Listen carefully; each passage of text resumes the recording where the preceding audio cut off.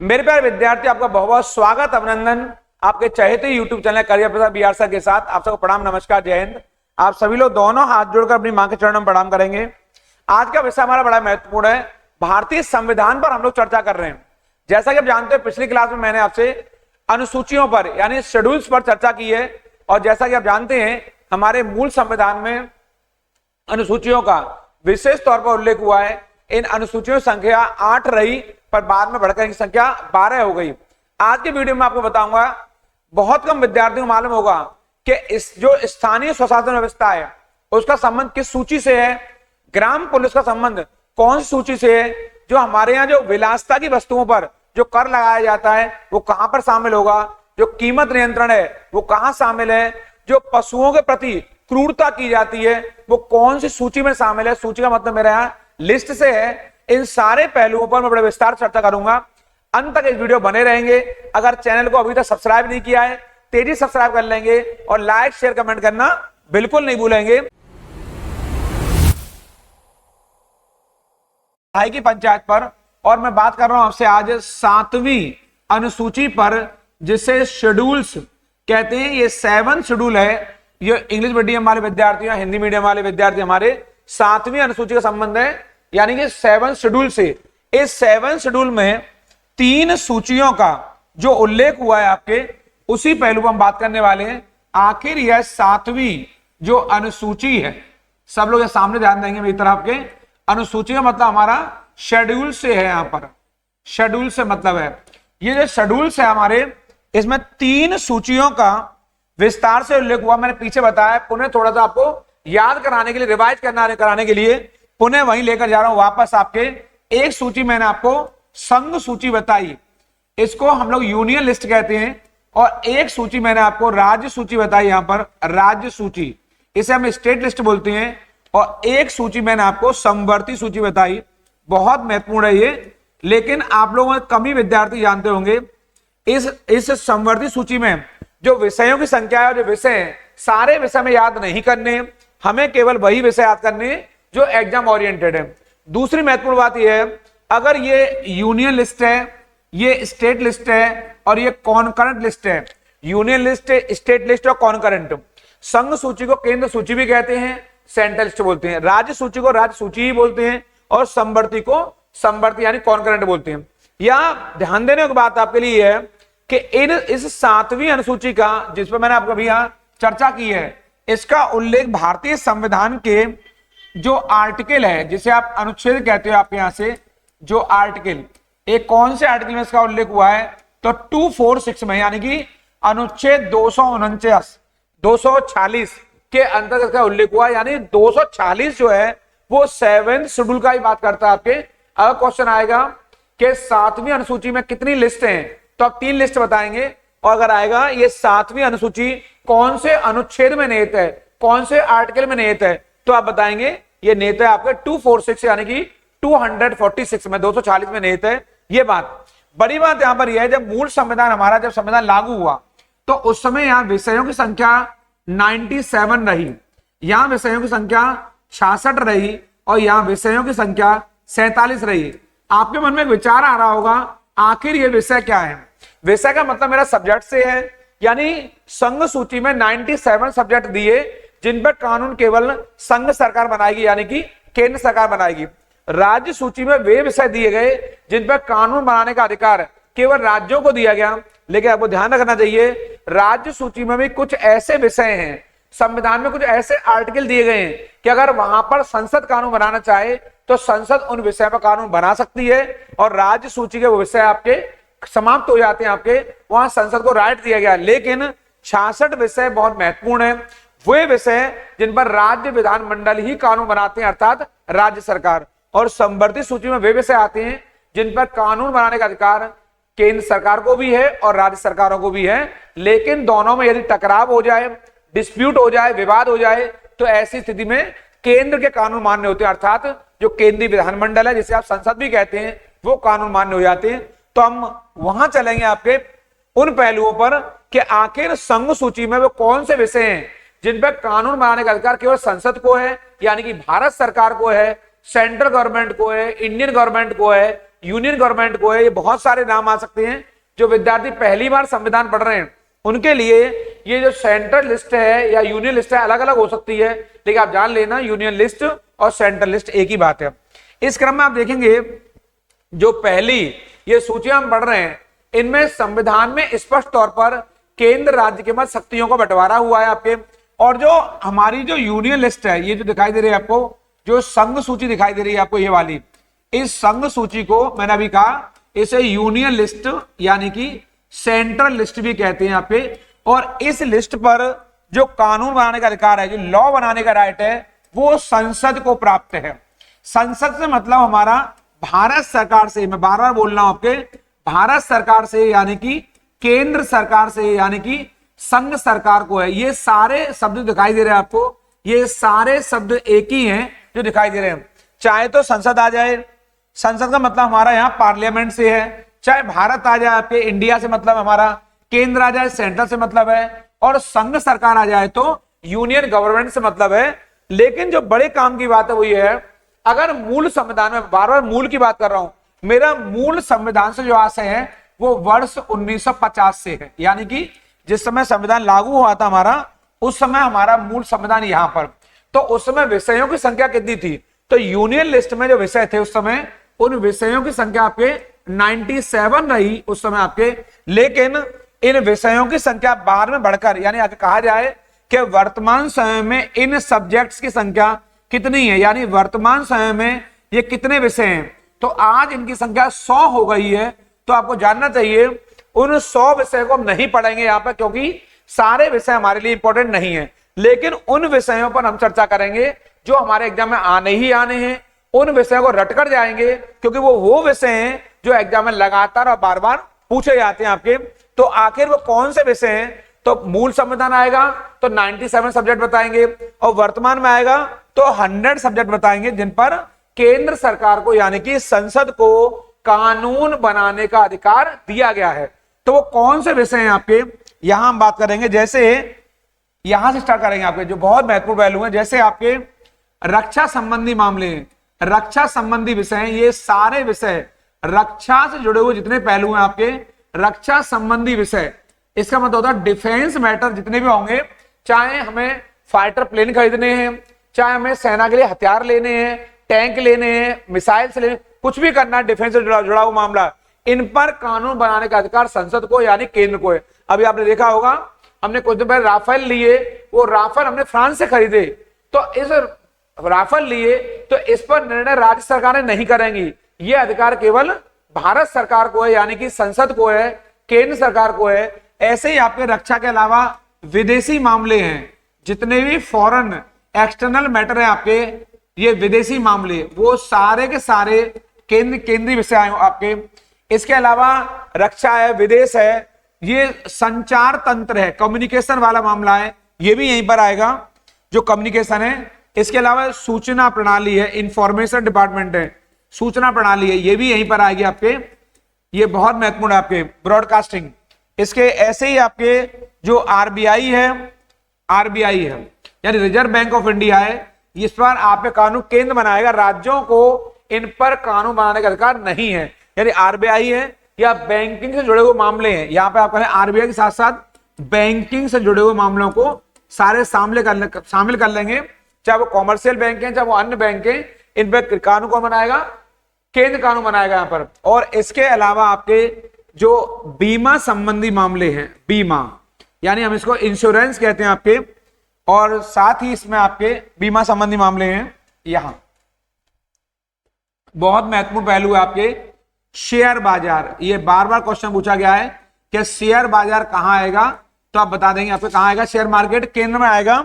और जो आपका यहां पर जो जनगणना है, जो कई बार एग्जाम में पूछी गई है आपके, इसे हम सेंसस कहते हैं आपके, सेंसस से जुड़े हुए मामले आपके केंद्र में आएंगे। अर्थात जो जनगणना कराई जाती है, आप जानते होंगे कुछ बच्चों को यह नहीं पता है कि जो जनगणना है वो कौन से मंत्रालय के अंतर्गत आती है।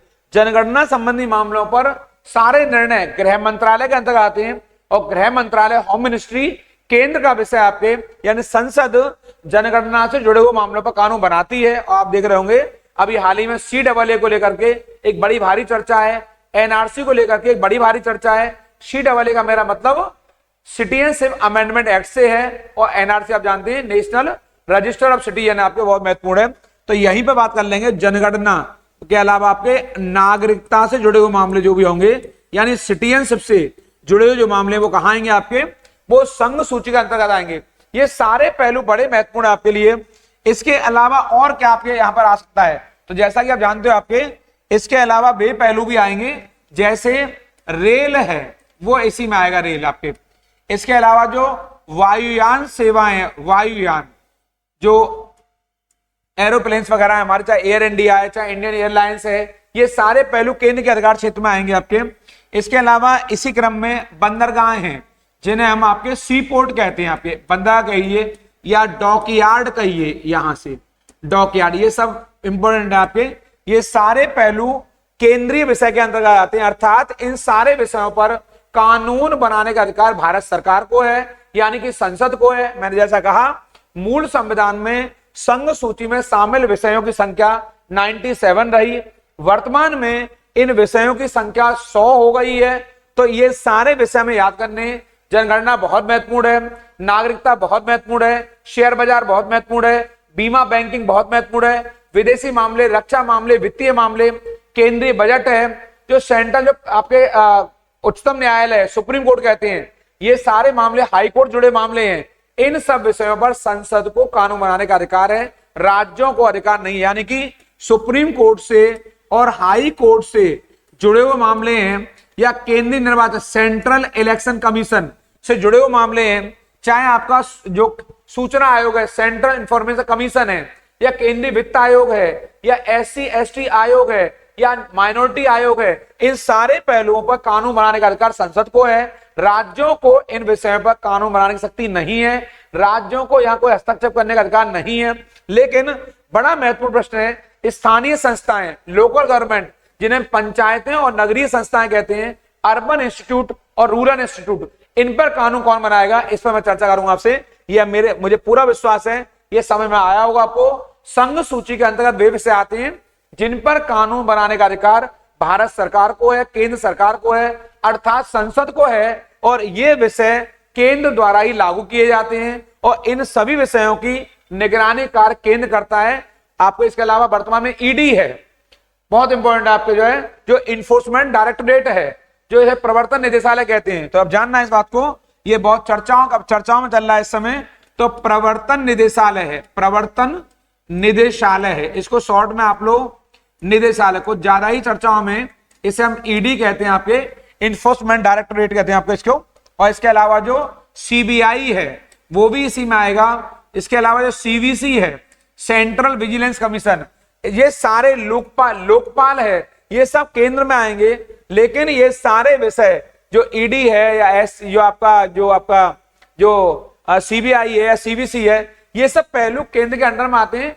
भले ही इसको सूची में शामिल नहीं किया है, लेकिन इन पर भी कानून केंद्र सरकार बनाएगी। लेकिन चाहे बंदरगाह है, डॉकयार्ड है, वायुयान है, यानी केंद्र से जुड़े हुए जितने मामले आते हैं, इन सभी विषयों पर कानून बनाने का अधिकार केंद्र सरकार को यानी संसद को है।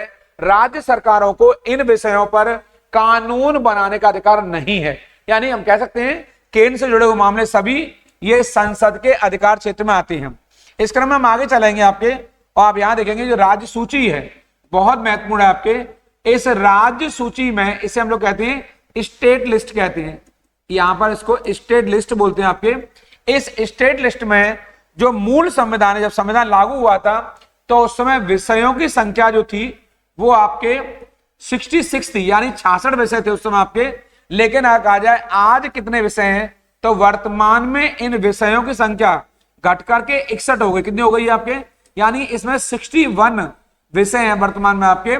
तो आखिर ये 61 विषय क्या हैं, इन पे कानून कौन बनाएगा, तो आपको जो बहुत महत्वपूर्ण पहलू वो जानना चाहिए यहां पर।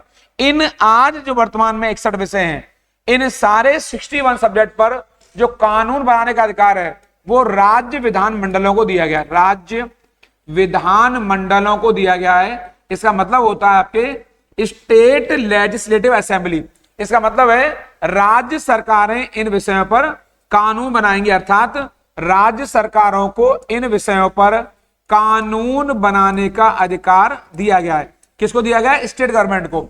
राज्य विधानमंडल का मेरा आशय यहां पर स्टेट लेजिस्लेटिव से मतलब मेरा पे, और स्टेट लेजिस्लेटिव में दो बॉडी आती हैं आपके, दो अंग आते हैं, एक विधानसभा और एक विधान परिषद। आप जानते हैं हर राज्य में विधान परिषद नहीं है, लेकिन जहां पर है वह विधानसभा और विधान परिषद दोनों मिलकर काम करती हैं। तो हम कह सकते हैं राज्य सूची में जो जितने विषय हैं, इन विषयों पर कानून बनाने का अधिकार राज्य सरकारों को दिया गया है। लेकिन यह बड़ी महत्वपूर्ण बात है आपके, अगर संसद भारतीय, यह आपका अपवाद है, अगर भारतीय संसद अनुच्छेद 249 आर्टिकल 250, यहां पर आर्टिकल 252 252 और आर्टिकल 253 का अगर इनके अंतर्गत अगर जो प्रावधान किए गए, जो प्रोविजंस किए गए हैं, तो संसद इनका प्रयोग करे अगर आपके, तो राज्य सूची के विषयों पर संसद को कानून बनाने का अधिकार है।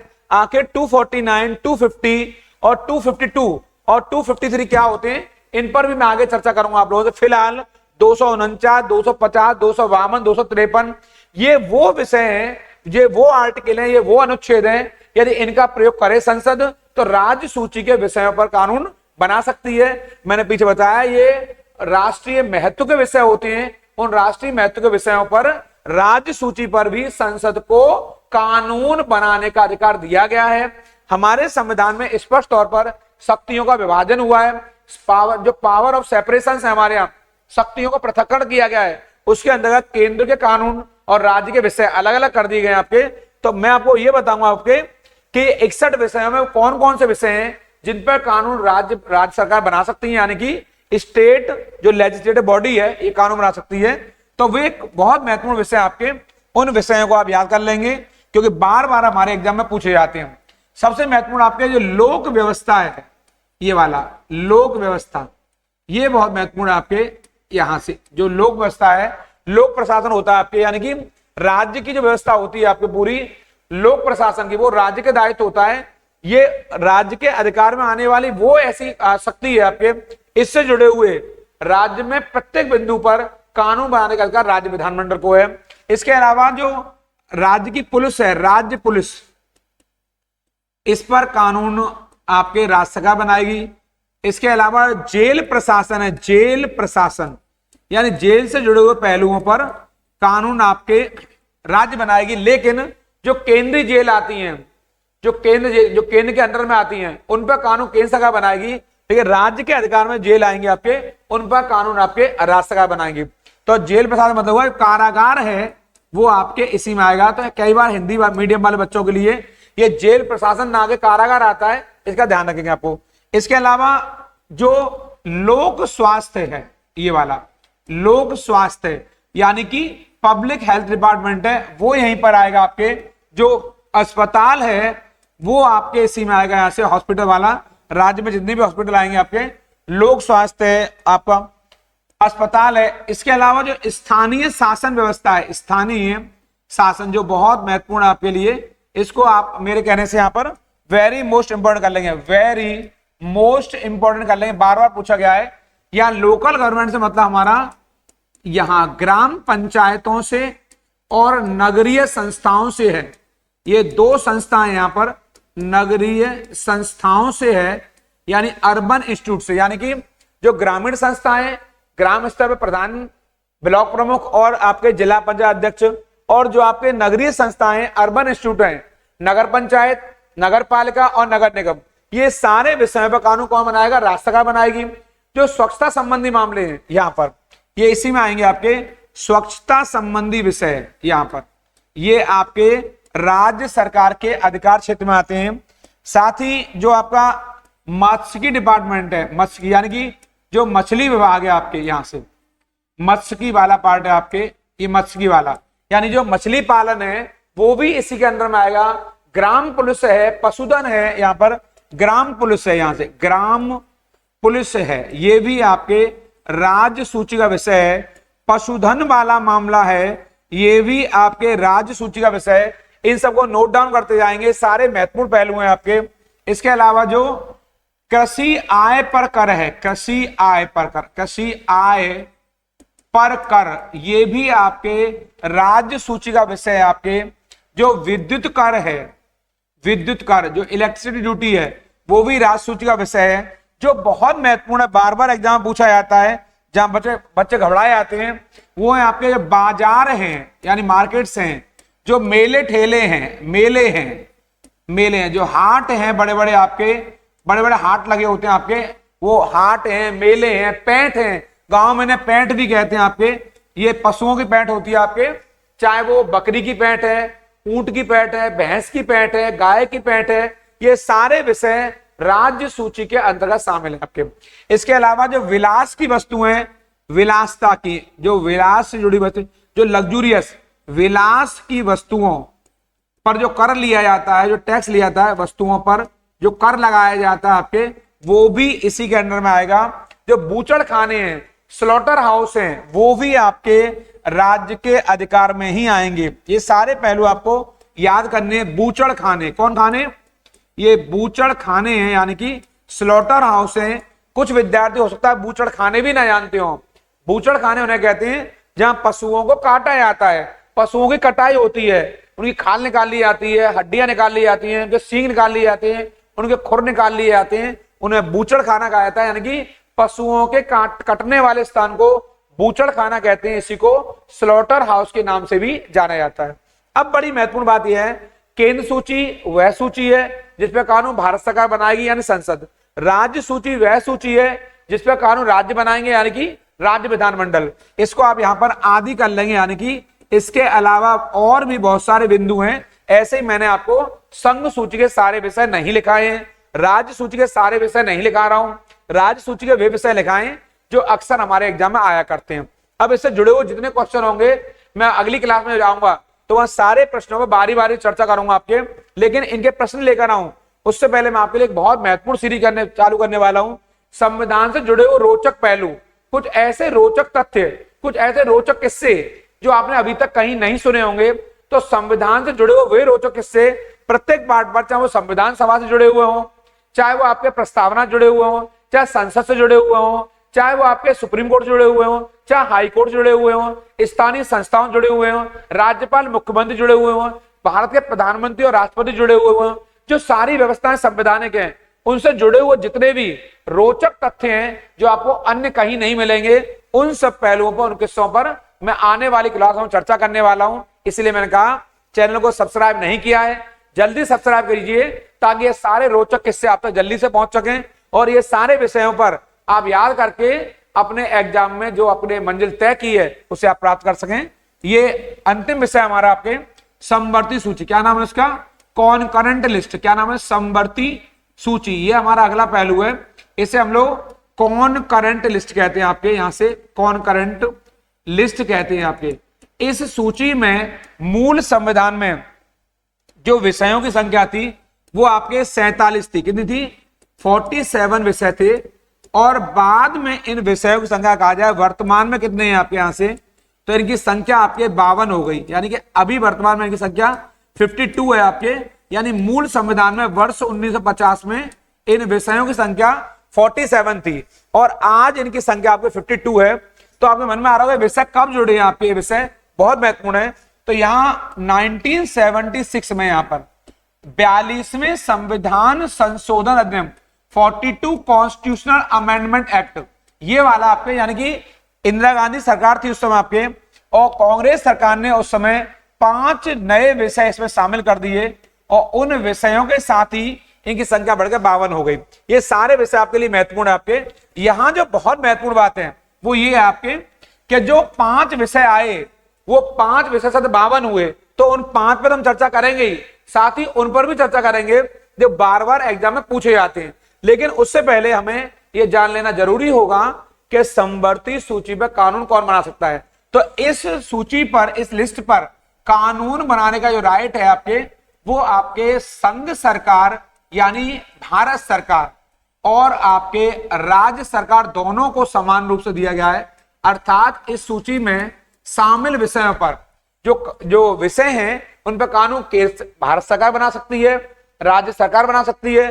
दोनों को राइट दिया गया, यानी कि संसद और राज्य विधानमंडल, स्टेट लेजिस्लेटिव बॉडी, राज्य विधानमंडल, इन दोनों को समान रूप से इस सूची में शामिल विषयों पर, कितने विषय इस समय वर्तमान में इनकी संख्या 52 है, यानी 52 विषयों पर यह दोनों ही सरकारें समान रूप से कानून बना सकती हैं। लेकिन दोनों में यदि एक ही विषय पर टकराव हो जाता है, डिस्प्यूट हो जाता है, विवाद हो जाता है, तो उस विवाद की स्थिति में केंद्र सरकार का, यानी कि संसद का कानून मान्य होगा और राज्य सरकारों का जो कानून है वो ऑटोमेटिक समाप्त हो जाएगा, अर्थात वो कट हो जाएगा और केंद्र का कानून मान्य हो जाएगा। तो मैं बात करूंगा आपसे उन विषयों पर जो राज्य इस समवर्ती सूची में आते हैं, उनकी संख्या 52 हो चुकी है। और 5 वो कौन से विषय हैं जो बहुत महत्वपूर्ण है, उनको आप ध्यान रखेंगे, यहाँ पे उन पर आपकी निगाह बनी रहेगी, क्योंकि एग्जाम के लिहाज से वो बहुत खास हैं, जहां लोग कम चर्चा करते हैं उन पर आपके।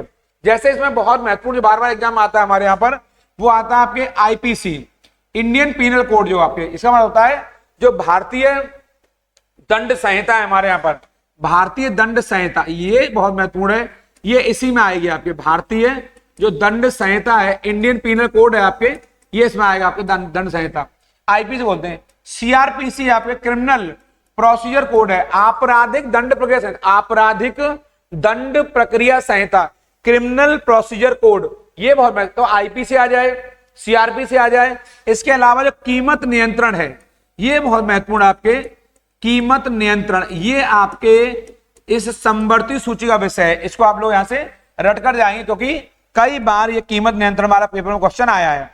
जो बार बार पूछा गया है वो पूछा गया है आपके ये वाला जनसंख्या नियंत्रण। जनसंख्या नियंत्रण मामला कहां आएगा, क्योंकि इस समय चर्चाओं में भी है और आपके चल भी रहा है यहां से। जनसंख्या नियंत्रण और परिवार नियोजन, फैमिली प्लानिंग, ये वाला परिवार नियोजन, ये पूछा जाएगा आपसे, क्या जनसंख्या नियंत्रण और परिवार नियोजन, पॉपुलेशन कंट्रोल और फैमिली प्लानिंग किस सूची का विषय है, तो आप बताएंगे समवर्ती सूची का विषय है। यानी इन विषय पर कानून केंद्र भी बना सकता है और राज्य भी बना सकता है, लेकिन दोनों में टकराव हो जाए तो ऐसी स्थिति में राज्य का कानून समाप्त हो जाता है और केंद्र का कानून मान्य हो जाता है।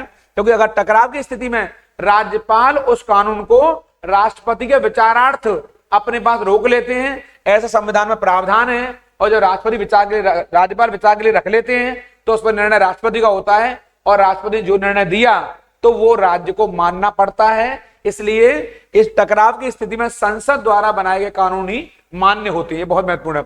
इसके अलावा इसी सूची में आपके जो समवर्ती सूची है, इसमें जो कुछ विषय शामिल किए, जैसे पशुओं के प्रति जो क्रूरता है, पशुओं के प्रति जो क्रूरता है, ये वाला जो क्रूरता वाला व्यवहार है, वो भी आपके इसी में शामिल है। अर्थात पशुओं के प्रति जो क्रूएलिटी दिखाते हैं आपके, वो क्रूरता वाला मामला भी इसी में आएगा आपके। और जो बहुत महत्वपूर्ण है, बार बार एग्जाम हमारे पूछा गया है आपके, विवाह संबंधी मामले, विवाह संबंधी मामले, ये सारे विषय यहां आएंगे। और विवाह विच्छेद, यानी कि विवाह विच्छेद का मतलब होता है जो डिवोर्स होते हैं हमारे यहाँ, जिन्हें आप तलाक भी कहते हैं, ये विषय आएंगे। तो विवाह संबंधी मामले हैं, चाहे आपके डाइवोर्स वाले मामले हैं, ये सारे विषय आपके समवर्ती सूची में शामिल हैं। अब मैं आपको वो बात बताऊंगा, 5 वो कौन से मामले हैं जिन्हें वर्ष 1976 में 42वें संविधान संशोधन अधिनियम के द्वारा शामिल किया गया, और वो आपके लिए बहुत महत्वपूर्ण है पांचों। उन पांचों को आप याद कर लेंगे, वर्ष 1976 में इन्हें शामिल किया गया आपके। और एक जो बहुत पांचों पढ़ने आपको, शिक्षा संबंधी विषय, शिक्षा से जुड़े हुए मामले, शिक्षा संबंधी मामले, ये वाले शिक्षा जुड़े हुए जितने मामले आपके, वो सब आपके कहां आएंगे, इन दोनों के अधिकार क्षेत्र में आएंगे आपके। इसके अलावा जो वन है, वन का मतलब होता है फॉरेस्ट, ये भी आपके यहीं पर आएगा। इसके अलावा जो न्याय प्रशासन है, ये वाला न्याय प्रशासन, ये आपका इसी में शामिल है। इसके अलावा जो आपका अन्य एक विषय शामिल हुआ यहां से, ये वाला, वह नाम है आपके ये वन्य जीव संरक्षण, संरक्षण यहां वाला, और पक्षियों के प्रति संरक्षण, पक्षी संरक्षण, पक्षियों का संरक्षण, पक्षियों का संरक्षण, ये वाला चाहे वन्य जीव, ये वन्य वाइल्ड वाला मामला हो, ये वाला आपके वर्ल्ड वाइड वाला पर वन्य जीव संरक्षण का मामला हो, चाहे आपका पक्षियों का संरक्षण हो, ये आपका एक विषय, दोनों कानून बनाएंगे। और जो बांट माप है, बांट माप संबंधी मामले हैं, ये सब भी इसी में आएंगे आपके। यानी हम कह सकते हैं आपके कि 5 विषय शामिल हुए। अब इसको आप ऐसे याद करेंगे, मेरी तरह मैं बता देता हूं, आपको याद करना है। शिक्षा संबंधी मामले हैं, समवर्ती सूची में आएंगे। वन संबंधी मामले हैं, समवर्ती सूची में आएंगे। न्याय संबंधी मामले हैं, समवर्ती में आएंगे। वन्य जीव संरक्षण, पक्षियों संरक्षण, ये आपके समवर्ती में आएगा। बांट माप से जुड़े हुए मामले समवर्ती। यानी कॉन्करेंट लिस्ट में 5 विषय शामिल हैं। इस तरह इनकी संख्या 52 हो गई है। अगर क्वेश्चन आएगा कि संविधान की 7वीं अनुसूची का संबंध कौन से अनुच्छेद से है, तो फिर मैं कहूंगा पुनः 246 246 से इसका संबंध है आपके संविधान की 7वीं अनुसूची का। 7वीं अनुसूची में 3 सूचियों का उल्लेख किया गया है। स्पष्ट तौर पर केंद्र और राज्य के मध्य शक्तियों का बंटवारा हुआ है। संघ सूची, राज्य सूची, समवर्ती सूची। मैंने बारी बारी से वे विषय आपको समझाए हैं जहां से एग्जाम में बार बार क्वेश्चन आता है। अंतिम पहलू में आपके एक चौथी और एक सूची जो कि 7वीं अनुसूची में शामिल नहीं है, उसका नाम है आपके अवशिष्ट सूची। ये इसे बोलते हैं रेसिडुअरी पावर बोलते हैं आपके, रेसिडुअरी। अवशिष्ट सूची है आपके, रेसिडुअरी लिस्ट है आपके, ये रेसिडुअरी। इसका उल्लेख संविधान के अनुच्छेद 248 के अंतर्गत किया गया आपके। इसमें वे विषय शामिल हैं जिनका उल्लेख ना संघ सूची में है, ना राज्य सूची में है, ना समवर्ती में है, या यूनियन लिस्ट में नंबर नहीं है उनका, स्टेट में नंबर नहीं है, और समवर्ती सूची में उनके लिए स्थान नहीं है। वे सारे विषय अवशिष्ट सूची में आएंगे। और इस विषय में, जो इस सूची में जो विषय आएंगे, उन पर कानून संसद बनाएगी। यानी कि संघ सरकार को उन विषयों पर कानून बनाने का अधिकार है, अर्थात भारत सरकार इन पर कानून बनाएगी। और इस अवशिष्ट सूची का उल्लेख कहां हुआ है? संविधान के अनुच्छेद 248 यानी कि 248 में हुआ है।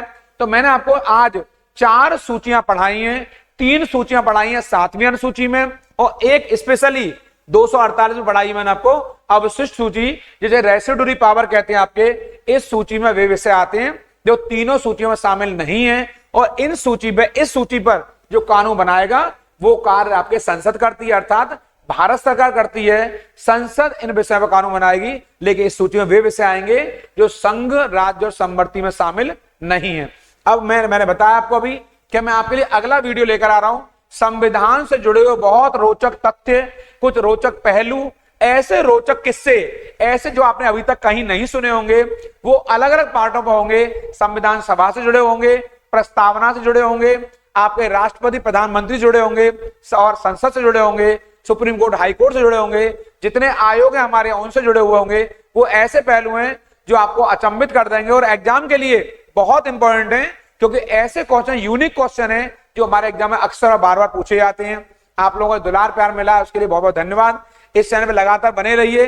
अपने सभी मित्रों को, अपने जानने वालों को इस वीडियो को जरूर शेयर करिए, ताकि ज्यादा से ज्यादा लोगों को ये जानकारी मिल सके। अगली वीडियो में फिर मिलूंगा। उन लोगों का जरूर ख्याल रखिए जो आपका ख्याल रखते हैं। प्रणाम, नमस्कार।